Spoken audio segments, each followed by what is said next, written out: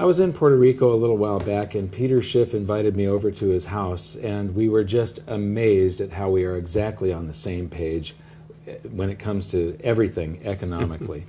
And so he just made a trip out to California near my offices, and we decided we'd get together and discuss some of this stuff. So on your travels lately, Peter, you were just at a show. You were speaking. Where were you at? I was in Las Vegas. It's great to see you again, Mike. And I was speaking to a very mainstream audience of hedge fund managers at an annual conference there. And what was really interesting is, even though the audience was, as I said, very mainstream, and I was on a panel with a lot of very high-profile mainstream individuals, the only person that really got applause was me. I also got some laughs because I told a few jokes, but I think people really got what I was saying. And I had maybe 50 or 100 people come up to me afterwards and shake my hand, really appreciate the candor with which I spoke, and I really agree with what you had to say. And I was saying some things that the mainstream really never hears about the real problems in the U.S. economy, and I blamed it all on the Fed. And everybody else was a cheerleader there for the Fed. In fact, Ben Bernanke spoke at the same event as me, and he was introduced as being the savior of the U.S. economy, and I think he damned it. I absolutely agree. I saw you had your picture taken with him, right? Yeah, we were at a cocktail party following the event, and I thought people would get the irony of the juxtaposition between the two of us, kind of having a glass to drink. I think that he and Greenspan have absolutely destroyed America. People don't realize what is coming from the stored up energy from the manipulations that they did. And in speaking to him, and it was really the first chance I had to really have a conversation with Ben Bernanke, and in speaking to him, I really got the sense that he has no idea of the Fed's culpability in the housing bubble or the ensuing financial crisis. He really doesn't know, and he denies that the Fed had anything to do with that it was maybe pure happenstance or coincidence that we had a housing bubble and these very low interest rates. And because Ben Bernanke still doesn't get the connection between the Fed's mistakes of the past and the last crisis, he certainly doesn't understand the coming crisis, which is going to be far worse because the mistakes the Federal Reserve made in the aftermath of that crisis are far worse than the ones and far bigger than the ones that caused it. Right, yeah. Ben Bernanke's overreaction was far bigger than Greenspan's overreaction to the NASDAQ crash. And as a result, the crisis that's in our future, unfortunately, is going to be far larger than the one that we just experienced. Okay.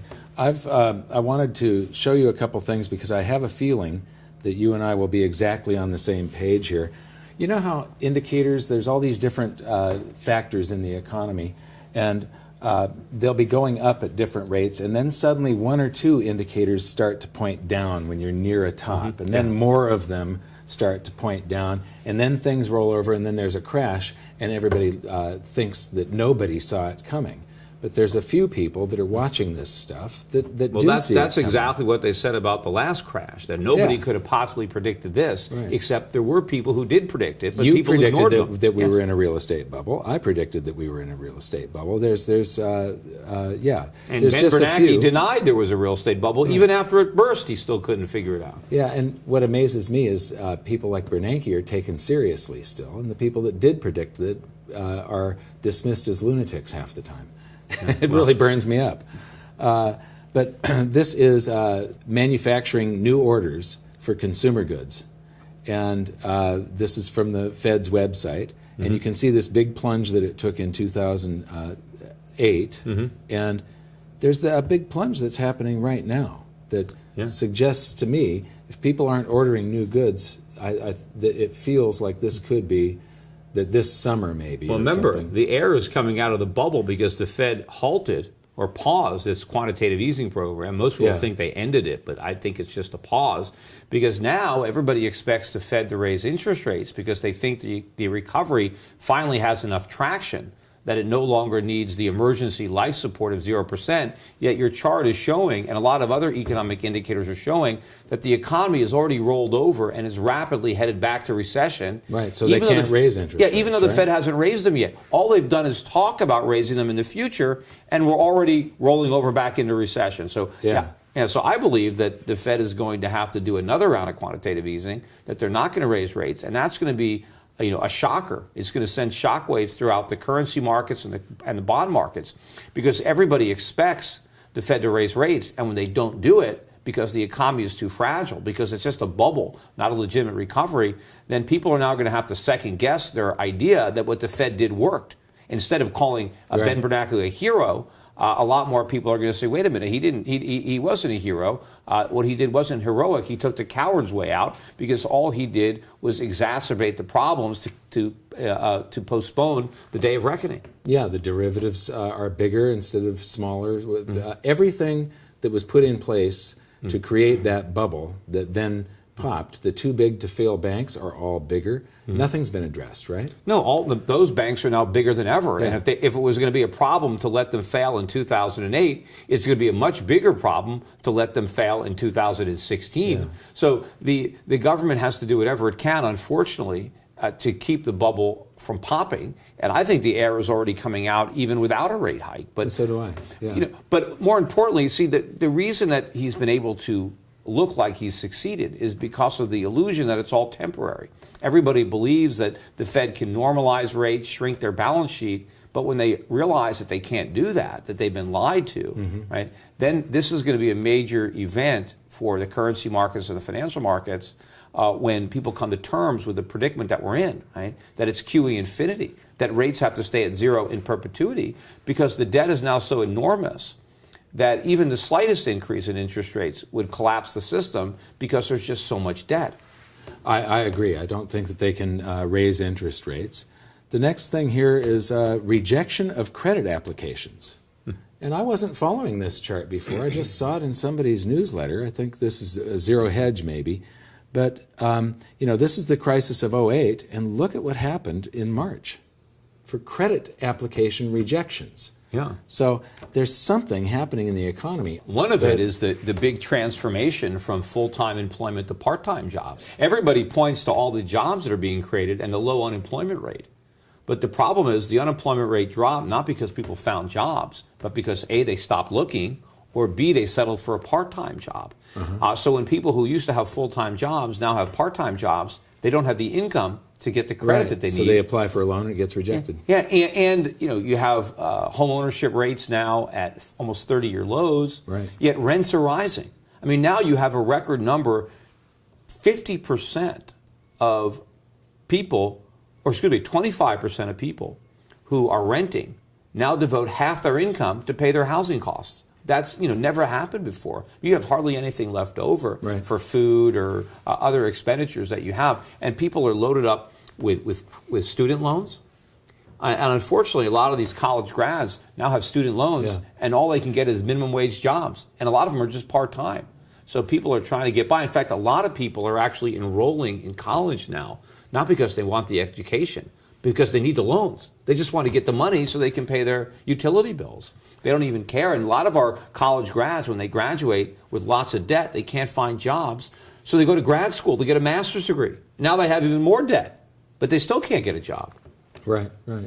Yeah, the big debt that has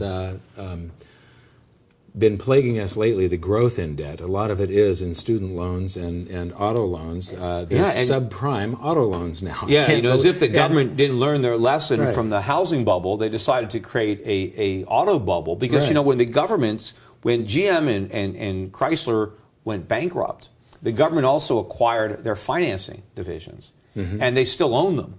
So the government, after they bailed out these companies, they certainly didn't want them to fail again. They wanted to make it look like the bailout was a good idea. So they wanted to revive their profits by making it possible for just about anybody to buy a car. And so a lot of people have been able to buy cars with zero down, and they've been stretching out their payments so that now people are getting 6- and 7-year auto loans. Right, the 7-year auto loan. But the problem is, only lasts maybe that long. Well, the warranty only lasts for ever. 4 years, 4 or 5 years tops. And when these cars come out of warranty, try to have it repaired. We don't have a lot of repair places anymore. It costs a fortune. Right. And of course, the value of the cars are plunging. People are going to have a lot less equity in their car than the remaining payments on their mortgage. And so they end up not making the payments. Now you got to repossess the cars, but there's a huge bubble. But interestingly enough, the first 4 months of 2015. This is the worst start to a year in auto sales since 2009. So Wow. it looks to me like the air is coming out of the auto bubble already. We've already saturated the market, and so this is just the beginning of the decline. Yeah. Home mortgages, they're going longer now than 30 years. There's longer home mortgages being offered too, trying to keep that bubble inflated. Well, and of course, they're offering 3.5% down payments now too, with government guarantees, which was part of the problem because 3.5% is not enough down to actually have skin in the game. It costs you more than that just to sell a house. So if you buy a house with 3.5% down, the minute your mortgage closes, you're already underwater. But the problem is now you're giving the homeowner, a free, gamble on the real estate market, because if real estate prices go up, he can keep the profits, refinance. If prices go down, he could just walk away. But better than that, he could just stop making his payments altogether and live, rent-free for 3 years before they can kick you out. So that's really what they set up. And I think a lot of the recent home buyers that did put 3.5% down are going to do just that. They're just going to stop making their payments when they realize that they're underwater, especially when a lot of their repair bills come in, because a lot of people who are lulled into buying homes they couldn't afford, once they see that it's not just the mortgage, but you also have maintenance and property taxes, and some of these people might lose their jobs in this next recession. And so they no longer even have the income to service. And a lot of these people, too, have adjustable rate mortgage. Imagine the people who, they're not even taking out a 30-year rates fixed. This low, yes, they still buy an adjustable rate because they mortgage. couldn't afford the fixed rate. That's how stretched they are. The real solution to the housing problem is to let real estate prices come down so that homes are affordable. But the government doesn't want to do that because it will bankrupt all the banks that loaned on them. So what their answer is to keep prices inflated and just make credit available by keeping interest rates low and throwing the lending standards out the window so that people could buy houses that they can't afford. Ben Bernanke recently commented on the savings glut. He doesn't think people are spending enough. And what's interesting is that when you find out what constitutes savings, paying down debt is not included in this calculation. So any currency that goes to that is considered savings for some reason. They consider paying down debt savings. Well, it's money you haven't spent. But I think when Bernanke is talking about a savings But glut, they're paying for previous consumption, basically, when but you pay down savings. Right, but when they're talking about the savings glut, they're referring to in other countries, not the United States. We have a savings shortage. There's maybe a glut of savings in Asia, for example. But people look at that. I read an article recently about that Chinese, have this big savings problem. They have a bad habit of savings, like smoking or something, as if savings is a virtue. That we're lecturing this Chinese, telling them, hey, you guys are saving too much. You need to spend more money. And one of the criticisms was that they didn't have Social Security. They expected the Chinese to save for their own retirement. Imagine that, allowing people the freedom to save for their own retirement.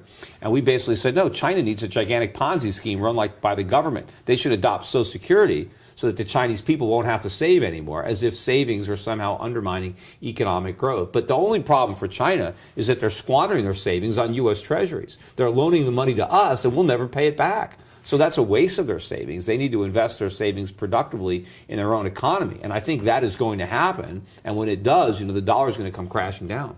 Yeah, I agree. And then the engineering of the entire economy and the illusion.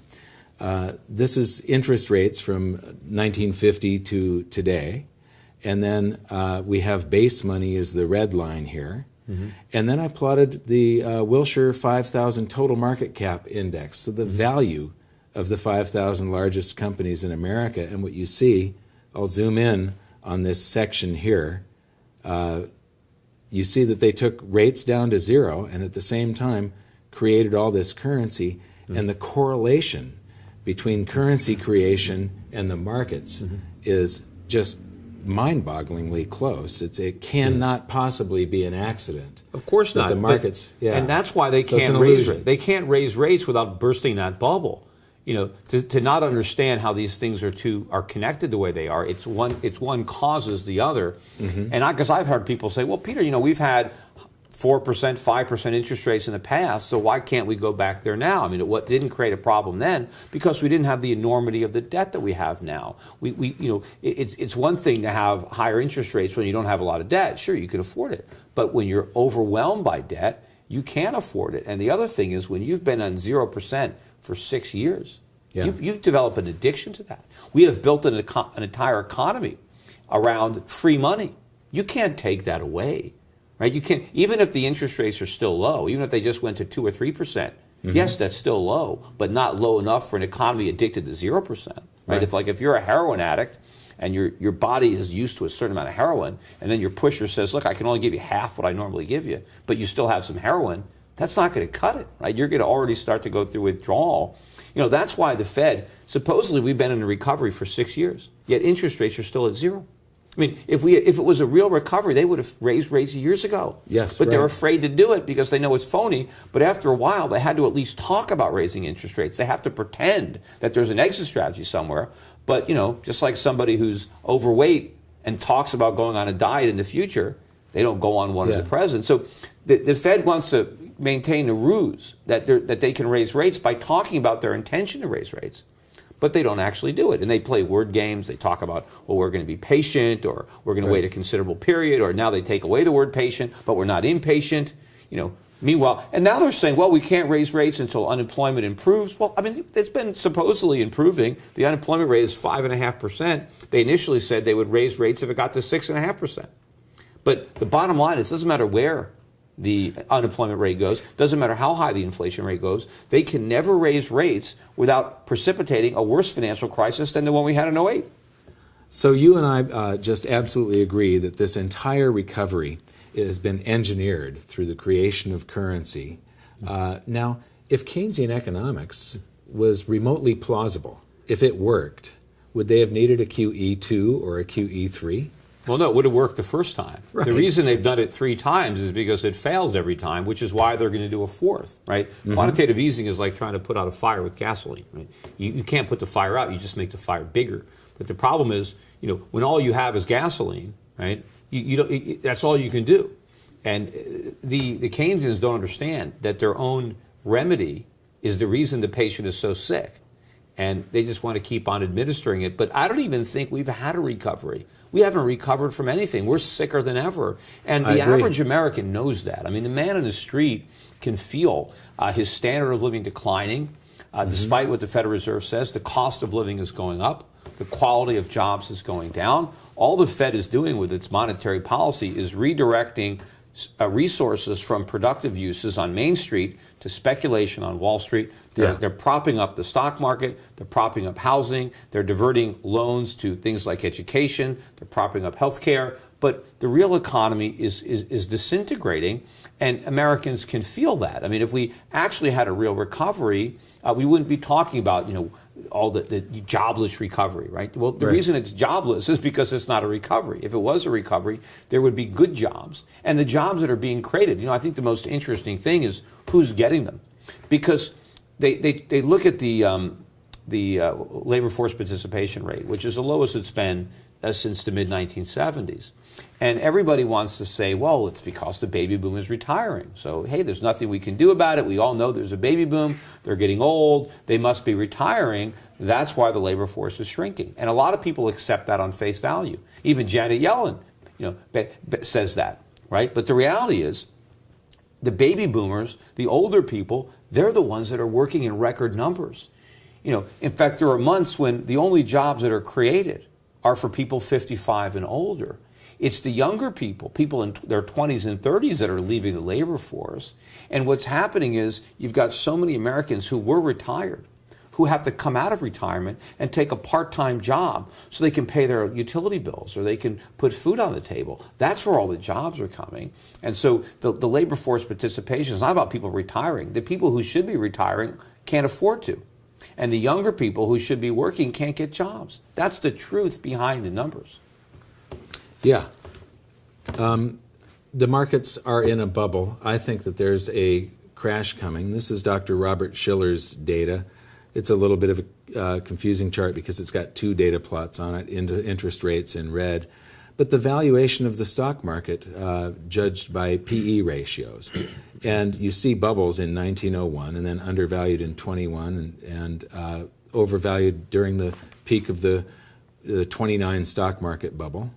And without exception, once it reaches a bubble, it bounces on the way down, but it has to go to undervaluation before a new bull market can start. There was a peak in 1966 of about 22, and then the peak in 2000 where it was 40, PE ratios over 45, which was absolute insanity, and it started to bounce. It went down to fair value, but then bounced back up into a bubble here at 27.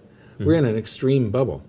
Yeah, and so with these it's- other indicators turning, do you think we're in for a stock market crash? Yeah, and I think, first of all, that it's actually worse than that because the earnings have been manufactured by share buybacks. Because interest rates have been so low, it's been easy for companies to buy back their shares. And so now the earnings per share number can be higher because there's fewer shares. So they're not really driving the profitability. They're not driving the revenues. They're just shrinking the share base, but they're subjecting their So shareholders. the earnings per share Yeah. look better. Right, but now they have all this debt. Right. But right now the interest rates are really low, so it's not hurting their earnings. But what happens when interest rates rise? And if they rise during a recession where their earnings are declining and they have no ability to pay the interest, a lot of these companies that were buying back shares might have to come back to the market and resell the shares to raise money to service or repay debt that they can no longer afford. Which will cause it to go way down to the greatest undervaluation in history, I think. Right, but yeah. the reason I think there may not be a stock market crash, even though one is warranted, and in fact, it would be a healthy development rather than to perpetuate the overvaluation and all the malinvestments that result from that. But I think this bubble is literally too big to pop. I think the Fed knows it. Again, that's why they've been talking And so about you raising think rates. they'll do more of this, the quantitative easing for? Right. Well, the way you stop the value of the stock market from plunging is make the value of the dollar plunge. And so rather than nominal prices declining, real prices decline. Right? So the real value of stocks, let's say measured in honest money like gold, plunges because the Fed is trying to prop everything up. They're trying to keep these bubbles from popping because they're literally too big to pop. They think the mistake that they made in 2008 was turning off the spigots. Right now they want to keep them wide open. And so it's the dollar that's more likely to crash this time than the stock market. Yeah, I do think, though, that if the problems first develop in other countries, like if the euro has a problem or if China has a problem, we could see the dollar go higher. It might not, but I think that we could see a very, very short-term deflation. That's something that the Fed can't control, and then they will overreact and print into potentially a hyperinflation. Well, I think we've already seen the dollar rally. In fact, there is probably more agreement among traders, speculators, in the dollar's direction. Everybody believes the dollar is going to go up. Everybody is long the dollar, betting on it continuing to rise, because everybody bought into this myth of a legitimate U.S. recovery, and they believed that the Fed was going to raise rates. So I doubt something that everybody expects to happen will in fact happen.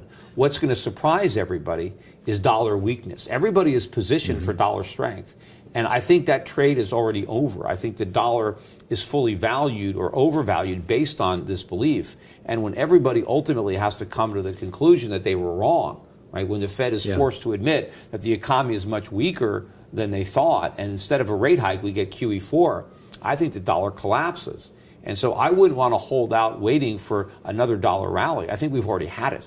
And I think now the next thing for the dollar is a big drop. The move that the dollar made was, it's less than a year, right? Yeah.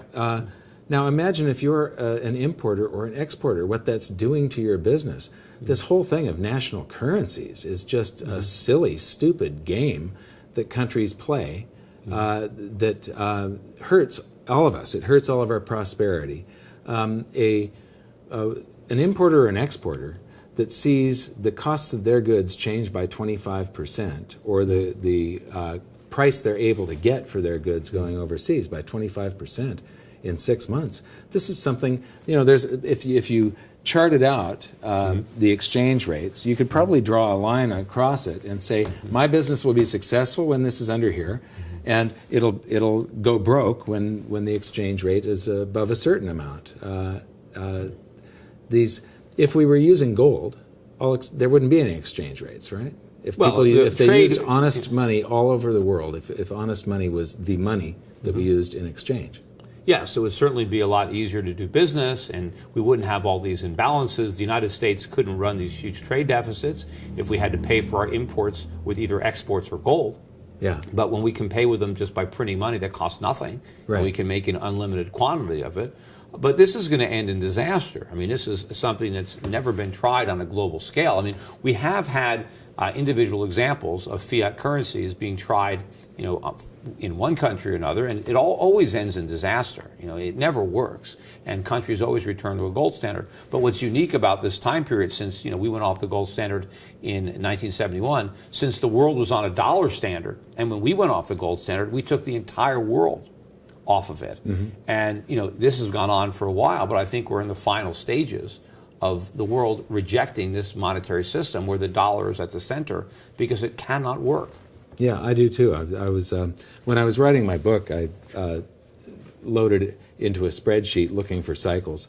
Every currency crisis, stock market crash, bank panics or whatever, looking for some sort of cycle in there. And what leapt out at me was that every 30 to 40 years, the world has a new monetary system. And here we are like 44 years, going on 44, after the end of the Bretton Woods being on this global dollar standard. I think the days are numbered, and that there is going to be a crisis, and I think it's going to be soon. This is margin debt, and the red line is just numeric, so the total amount of dollars of margin debt. But the blue is margin debt compared to the GDP of the country, so the size of the economy. And this chart is already a year old, but what you see is that every time it got over a certain percentage of the economy here, there was a stock market crash right after it got up to those levels. And margin debt is back up to those levels. And more importantly, though, too, the actual quality of our GDP has declined because so much of it is now just consumer spending financed by debt. Yeah. The real wealth-producing components, manufacturing, mining, things like that, those parts of our economy have been contracting. So the size of the GDP is very vulnerable to a collapse.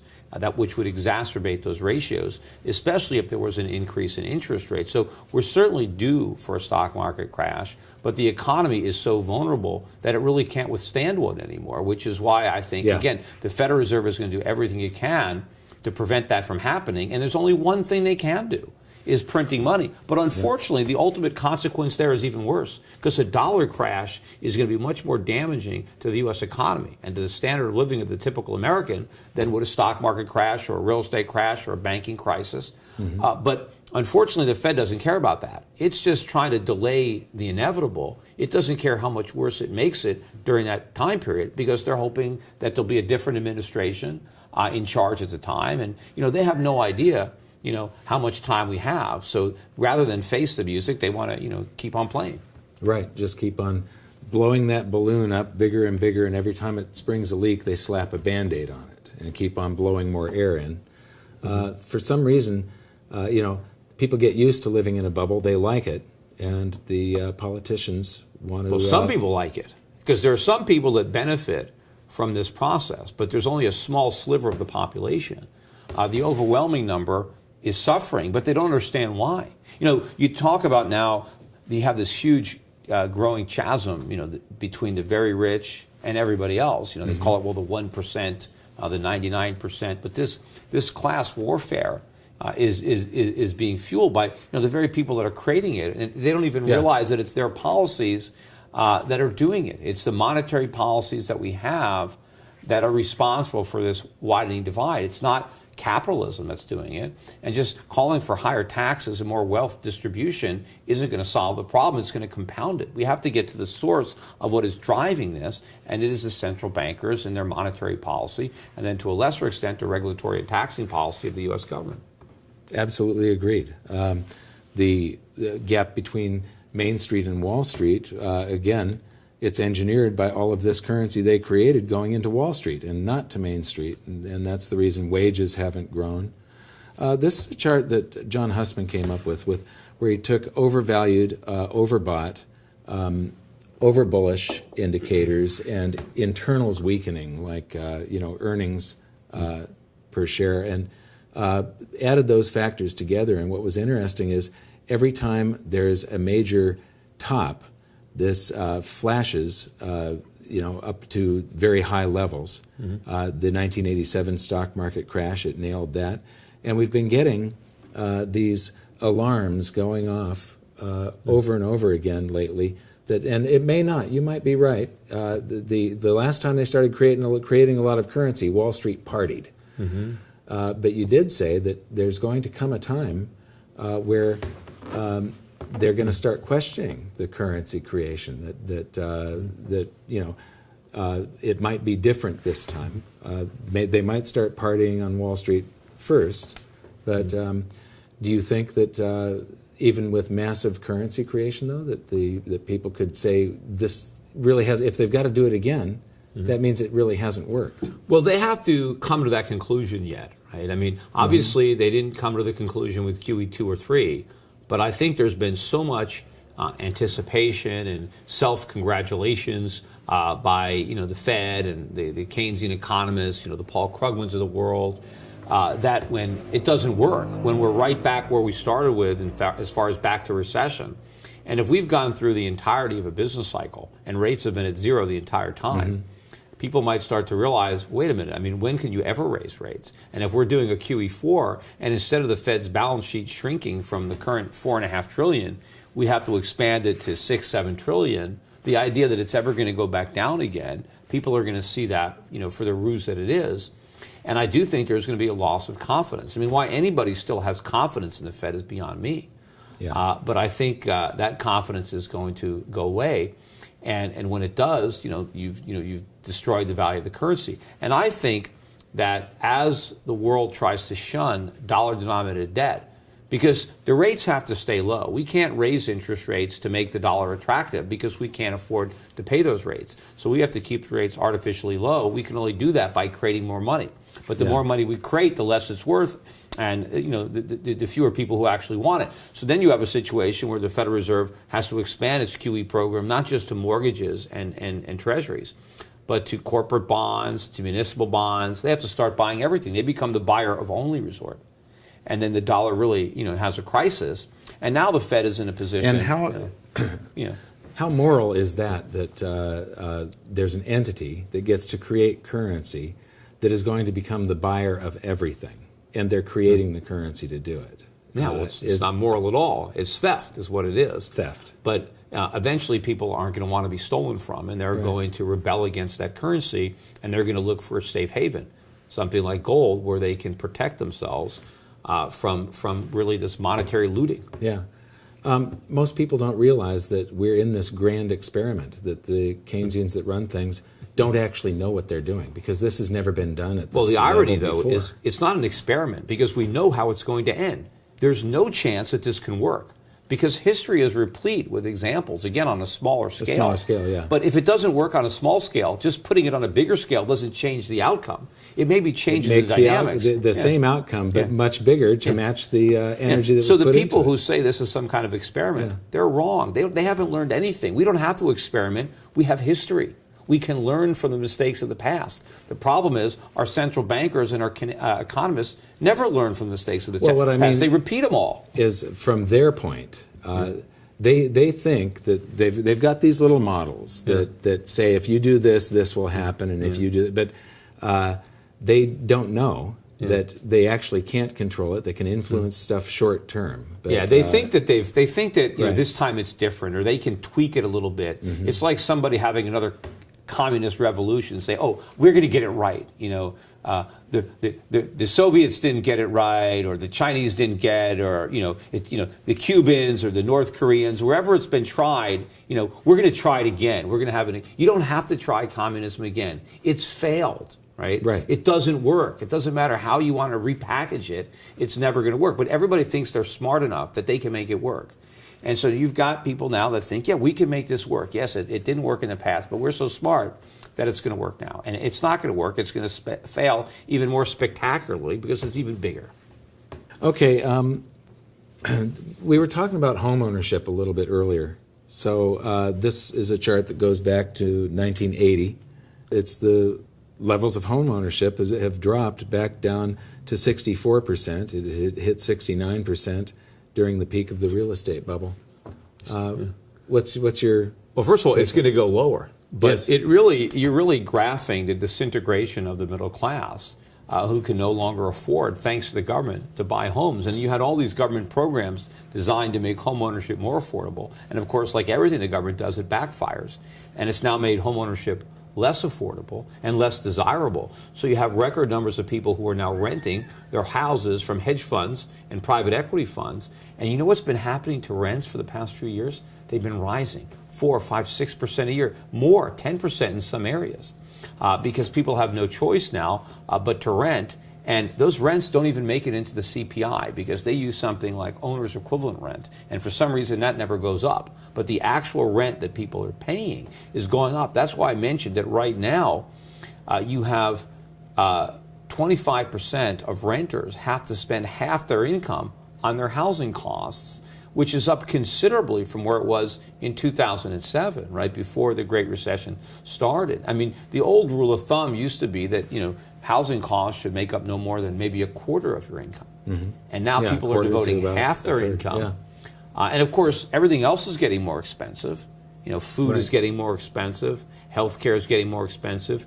Utility bills. I mean, the only lifeline that a lot of Americans had is that gas prices came down. Gasoline got less expensive, but that's already changing. Oil prices are headed back up. And, people are wondering, hey, where was the benefit that we got? Because we didn't see it in retail sales from the lower gas prices. And there was a benefit. It's just that there were so many other problems that you couldn't see it because the consumer was drowning. And okay, now he's got a lifeline here, but you couldn't see it. It wasn't like they were spending the extra money. They needed the extra money for food. Right. But now that lifeline is being yanked away because gas prices are going back up. And so this will go lower. The home Absolutely. ownership. Yeah, because you need to eat. You need energy. There's certain things you have to buy. That figure of 50% to put a roof over your head. Yeah.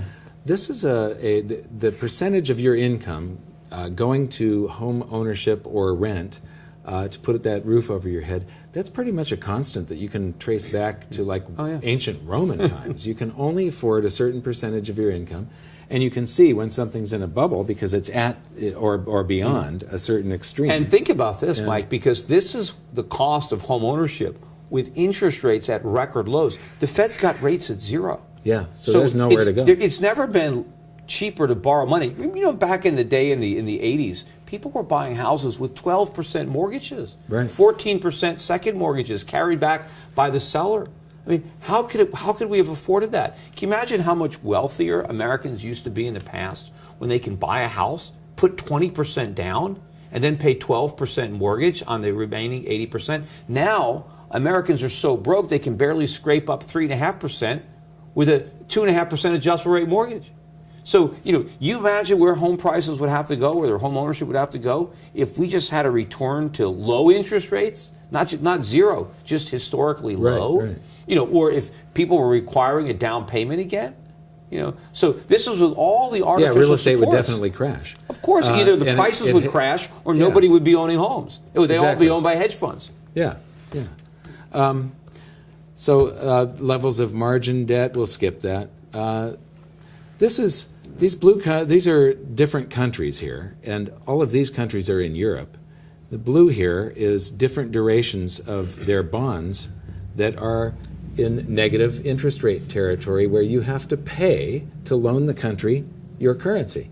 Yeah, it shows you how absurd this is. And that old expression, whom the gods would destroy, they first make mad, right? Well, you can see that we're on the eve of destruction when the world is this crazy, that you would actually pay somebody money to pay them to borrow when they have the use of your money and you get back less, right? I'm going to buy a bond for $1,000 knowing that I'm only going to get $999 back. I mean, what is the purpose of doing that? But, it's actually worse than that, because I do believe that there are a lot of countries where their CPI is not really accurately measuring what's really going on with the cost of living. So there probably are a lot of other countries that have negative rates. I think America... So when you apply real rates to it, I think much of the world is upside down. Yeah, I think the United States has negative rates. I mean, we don't. We say, we have 2% interest rates or for a 10-year bond, but our inflation is only 0.5%. I think our inflation rate is more than 2%. I don't think the government statistics reflect how bad it really is. Right. I don't believe so either. So call I it think the we CP have lie. Yeah, we've got negative rates. Yeah. But the fact that there's actually negative nominal rates, where again, you buy a bond for 1,000 euros and you only get 990 something euros when it matures, or even the interest that you make along the way when you add it to what you get back is still less than you originally loaned. Right. Because now this has never happened before in human history. Because it shows so we're running out of rope here. And now, because people are saying, well, why should I buy that bond? I'm just going to hold on to cash. And now, and if the bank deposits has a negative rate, well, why even put my money in the bank? I mean, why don't I just put it in my mattress? Now putting money under the mattress seems like it's a more responsible thing to do than loan it to a bank at a negative rate of interest. Because the bank could fail and you've lost your money. Why take a risk if you're not going to be paid? Right. So this is where we've gone. It's illegal to put cash in a safe deposit box. I know. Well, some of these countries want to make it even illegal to have cash, Yeah. and they're cracking down on people who are even conducting their business in cash, which is the way around that, of course, is own gold, right? Own real money. Yeah. If they're going to start punish you for owning euros or owning yen or maybe owning dollars, well, okay, don't own it. Own something real. Yeah, that's what I do. My total net worth is split up between cash. Its vast majority is physical gold and silver. Now we're going to talk about what you can do to protect yourself in this environment. And Peter had some. We were talking about gold potentially basing here. Well, I think it's been building this base now for a couple of years, and you'll notice, every time we get down below 1,200, people start saying, this is it, it's going to collapse, gold's going below 1,000.